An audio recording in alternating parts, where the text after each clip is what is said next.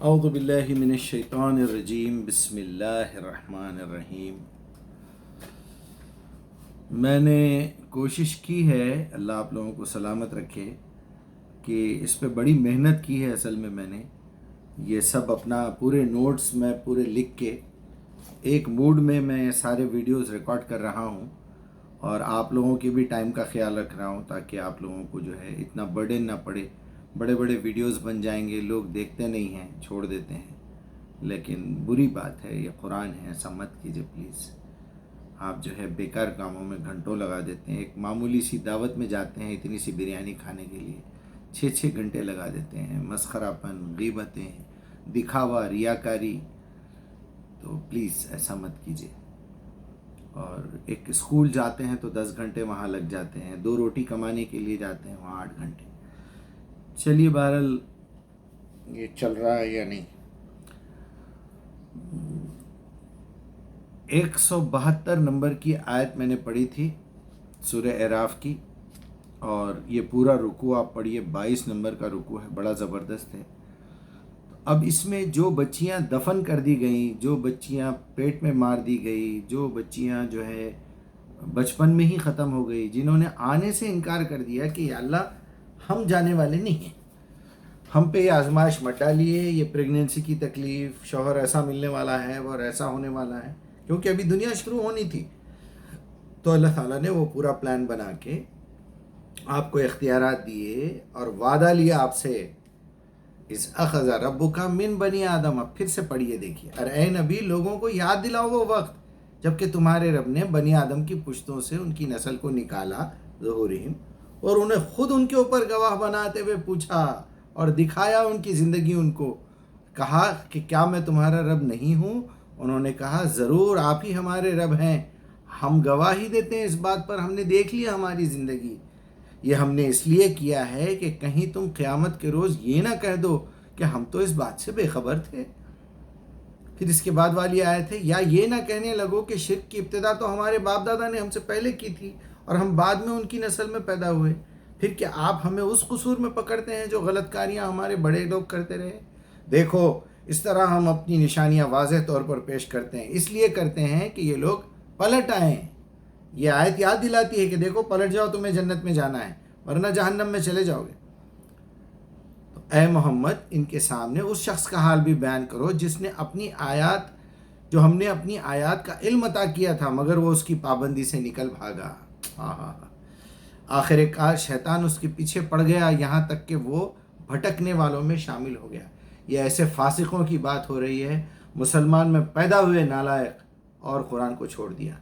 بچپن میں ان کے والدین نے، مولوی صاحب نے جو ہے الف ب ت پڑھایا، یسرنا القرآن پڑھائی، پھر پر قرآن چھوڑ دیا۔ کبھی مردوں کے لیے پڑھا، کوئی بے غیرت مر گیا تو پڑھتے رہے۔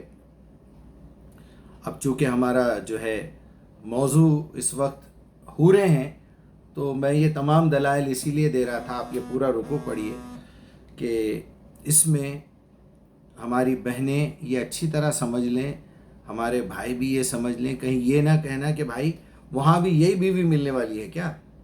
اس کے لیے اللہ تعالیٰ نے ایک جملہ کہا ہے، ما تشتہی انفسکم، چلو جاؤ وہاں جو مانگو گے ملے گا بھائی، میں کو اس کے ساتھ نہیں رہنا ہے، اس کے ساتھ رہنا ہے، اس کے ساتھ۔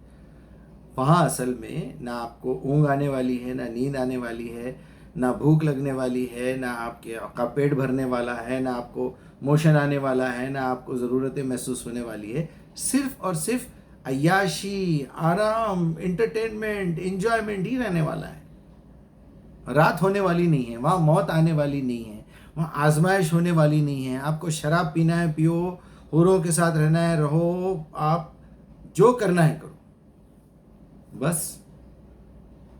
اب آپ کے ہاتھ میں ہے کہ آپ کو ماننا ہو تو مانیے، نہیں ماننا ہو تو سمجھ لیجئے یہ زندگی، یہ ایک لمحے کی زندگی ہے، جتنی بھی ہے مزے کرو یہاں پر، اس کے بعد چلے جاؤ۔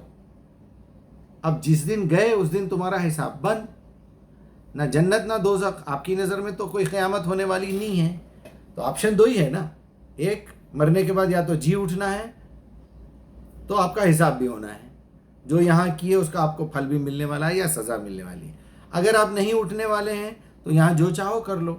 اتفاق سے اگر بائی چانس اٹھنا پڑا اور آپ کو پتہ چلا کہ یہ زندگی آپ نے غلط کاموں میں گزاری، اپنی مرضی سے گزاری، اپنے بڑوں کی طریقے پہ گزاری، اپنے مرشد کے بتائے ہوئے طریقے پہ گزاری، اپنے رسول کے بتائے ہوئے طریقے پہ گزاری سیاستہ پڑھ کے، تو جہنم میں جانے والے ہیں۔ میں بھی کرا تو میں بھی جانے والا ہوں۔ اپنی عقل جب تک استعمال نہیں کرے، اپنی شہرگ نہیں استعمال کرے، اپنی زبان استعمال نہیں کرے، اپنے دل میں وہ بات کا یقین نہیں کرے، آپ کو جنت ملنے والی نہیں ہے۔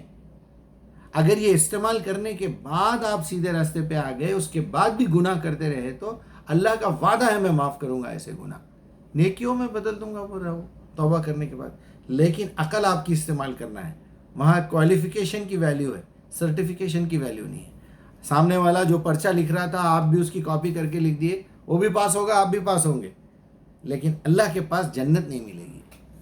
بتا دیں گے پیپر تم نے صحیح لکھا، اعمال تو سارے صحیح تھے، ابا کی انگلی پکڑ کے مسجد کو جاتے رہے، قرآن کے حافظ بھی بن گئے، مفتی بھی بن گئے، آپ کا بڑا چینل بھی بن گیا، لیکن الا الذین آمنوا وعملوا الصالحات وتواصوا بالحق وتواصوا بالصبر، اس میں آپ فیل ہو گئے۔